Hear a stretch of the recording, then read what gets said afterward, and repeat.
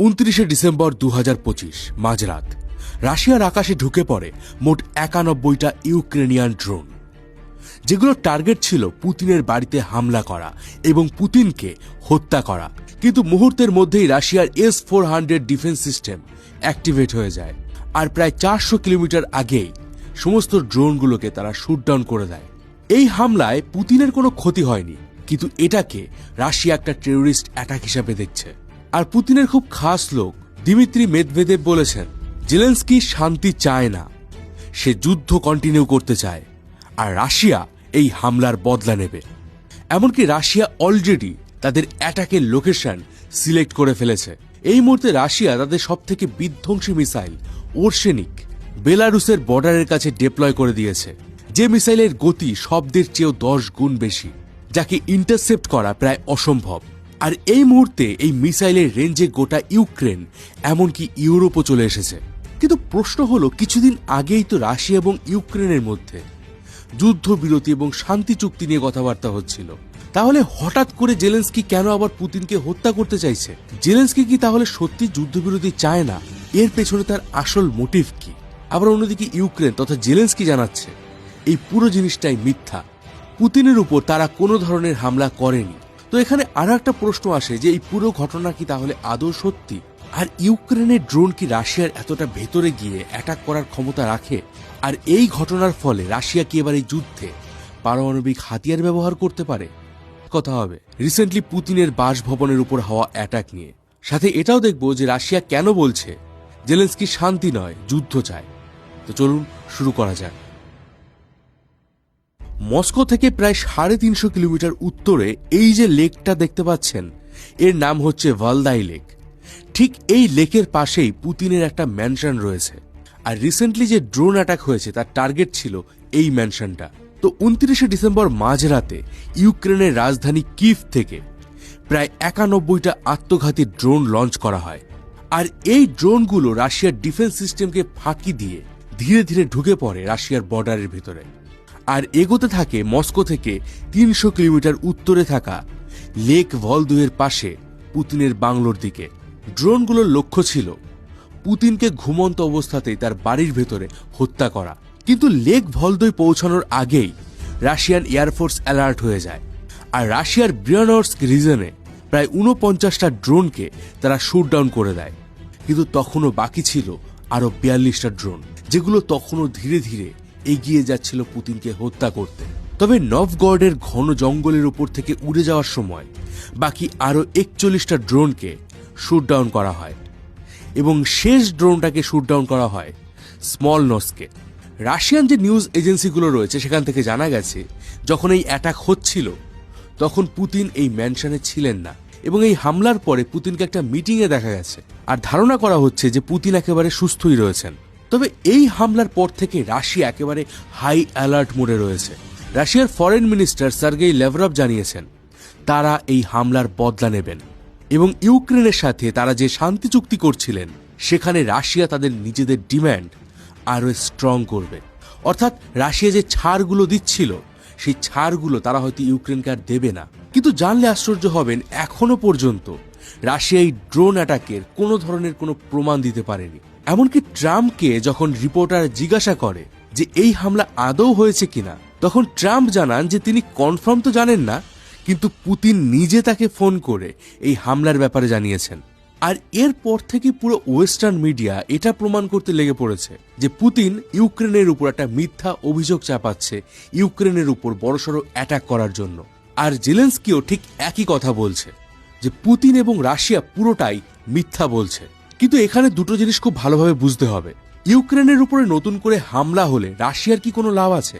কারণ তারা তো অলরেডি যুদ্ধে গেইনার। আর দ্বিতীয়ত, জেলেনস্কি যে বলছে যে ইউক্রেন এই হামলা করেনি, তার কথা কি আদৌ বিশ্বাসযোগ্য? আর এই দুটো প্রশ্নের পরে আরো একটা কথা উঠে আসে, এই যুদ্ধ দীর্ঘমেয়াদী হলে কে সব থেকে বেশি লাভবান হবে? তো চলুন এবার একে একে এই প্রশ্নগুলোর উত্তর খোঁজা যাক। প্রথমে দেখে নেই এই যে জেলেনস্কি বলছে যে তারা এই অ্যাটাক করেনি, সেটা আদৌ সত্যি কিনা। 3রা মে 2023 মস্কোতে থাকা ক্রেমলিন বিল্ডিং এ দুটো ড্রোন অ্যাটাক করে, যার ভিডিও সেই সময় ভীষণভাবে ভাইরাল হয়েছিল। এই হামলার উদ্দেশ্য ছিল পুতিনকে হত্যা করা। কিন্তু সে সময় ইউক্রেন তথা জেলেন্সকি বারবার বলে আসছিল যে তারা এই হামলা করেনি, মানে সরাসরি তারা এটাকে নাকচ করছিল, ঠিক এইবারের মতোই। কিন্তু পরবর্তীকালে আমেরিকার নিউ ইয়র্ক টাইমসের একটা রিপোর্টে আমেরিকান ইন্টেলিজেন্স কনফার্ম করেছিল যে ওই হামলা ইউক্রেনই করেছে এবং জেলেন্সকি ওই ক্রেমলিন অ্যাটাকের ব্যাপারে সবকিছু জানত। অর্থাৎ জেলেন্সকির পক্ষে এই হামলা করে অস্বীকার করা এটা নতুন কিছু নয়। ইভেন এটা জানলে আশ্চর্য হবেন, রিসেন্টলি 25শে ডিসেম্বরে জেলেন্সকি জনসমক্ষে উইশ করেছিল যে সে পুতিনের মৃত্যু চায়। এবার একটা প্রশ্ন আপনার মাথায় আসতে পারে যে মস্কো পেরিয়ে আরো প্রায় 350 কিলোমিটার উত্তরে পুতিনের বাড়ির উপর হামলা করা এটা কি ইউক্রেনের পক্ষে পসিবল? হ্যাঁ, পসিবল। 1 জুন 2025 ইউক্রেন লঞ্চ করেছিল তাদের অপারেশন স্পাইডার ওয়েব, যেখানে 117টা ড্রোনের সাহায্যে তারা রাশিয়ার বিভিন্ন এয়ারবেসে হামলা করেছিল, যাতে রাশিয়ার প্রায় $2 থেকে $7 বিলিয়ন ক্ষতি হয়। আর এই পুরো অপারেশনটা এতটাই নিখুঁতভাবে করা হয়েছিল যে রাশিয়ার গুপ্তচর সংস্থা, তাদের এয়ার ডিফেন্স সিস্টেম সবকিছু ফেইল হয়ে গিয়েছিল। ফলে পুতিনের বাড়ির উপরে হামলা করা এটা একেবারে অসম্ভব কিছু নয়।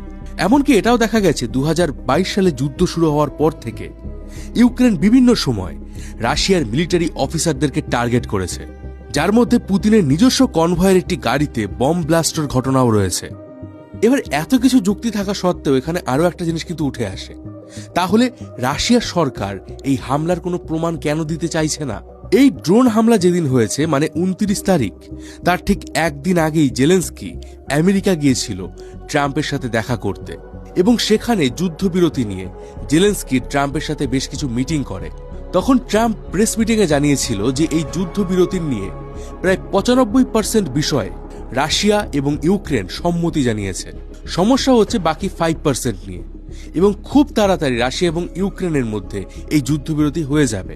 এমনকি এই যুদ্ধ যে কারণে শুরু হয়েছিল, ইউক্রেনের সেই জেদ যে তারা ন্যাটো জয়েন করবে, সেই জেদও জেলেন্সকি বাদ দিয়েছে। সুতরাং সবাই প্রায় ধরেই নিয়েছিল যে 2026-এর শুরুর দিকে এই যুদ্ধ হয়তো শেষ হবে। কিন্তু এই মিটিং এর ঠিক একদিন পরেই এই ড্রোন হামলার ফলে অনেক জিওপলিটিক্যাল এক্সপার্টরা এটাকে বাদ দিতে পারছে না যে এই হামলার পেছনে আমেরিকারও হাত থাকতে পারে। আবার অনেকে এটাও দাবি করছে জেলেন্সকি শান্তি নয়, যুদ্ধ চাইছে। কারণ শান্তি চুক্তি হলে ইউক্রেনের যে সমস্ত এলাকা রাশিয়া দখল করে নিয়েছে সেগুলো রাশিয়াকে অফিসিয়ালি স্যারেন্ডার করে দিতে হবে। এখানে ম্যাপে আপনি এই যে লাল অংশটা দেখতে পাচ্ছেন, এগুলো হলো সেই এলাকা যেগুলো অলরেডি রাশিয়া দখল করে নিয়েছে। আর শান্তি চুক্তিতে যে শর্ত রয়েছে তাতে রাশিয়া জানিয়েছে তারা এই এলাকা আর ছাড়বে না। তবে ট্রাম্পের মধ্যস্থতায় এই যে উপরের অংশগুলোতে যেগুলো রাশিয়ার দখলে রয়েছে, এখান থেকে রাশিয়ার সৈন্য পিছু হটে যাবে। অর্থাৎ এই প্রায় 4 বছর ধরে চলা যুদ্ধে আদতে ক্ষতি হবে ইউক্রেনেরই। উল্টে যে আমেরিকা এতদিন ধরে তাদেরকে যুদ্ধ করার জন্য অস্ত্র দিচ্ছিল, আজ তারাই ইউক্রেনের এলাকা রাশিয়ার হাতে তুলে দিতে চাইছে। এবার ট্রাম্প বলছে যদি এই শান্তি চুক্তি হয় তাহলে মাত্র 1 মাসের মধ্যেই ইউক্রেনে ভোট করানো হবে।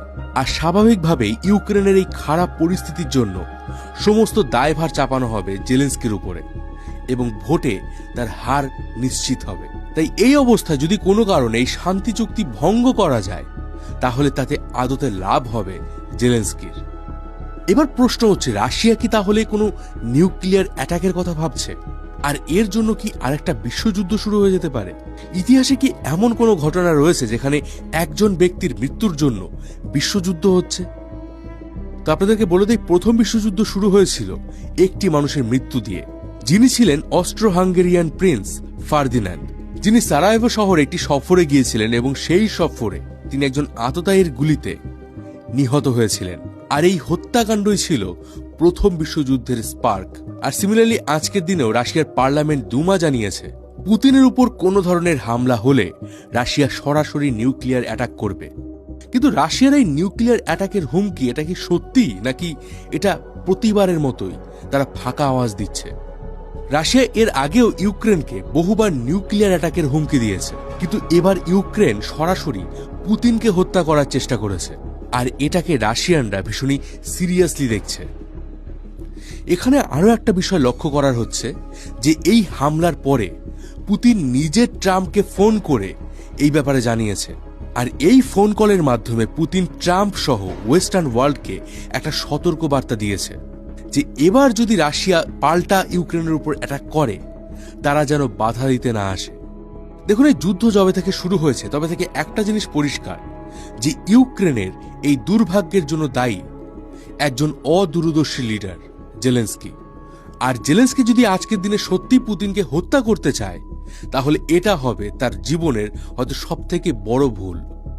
কারণ এর মাধ্যমে সে শুধুমাত্র নিজের জীবন নয়, বরং লক্ষ লক্ষ ইউক্রেনিয়ানদের জীবনকেও বিপন্ন করছে। আচ্ছা, আপনার কি মনে হয় এই যুদ্ধ কি শেষ পর্যন্ত হিরোশিমার মতো কোনো ঘটনার সাক্ষী হতে চলেছে? কমেন্ট করে আপনার মতামত অবশ্যই জানান।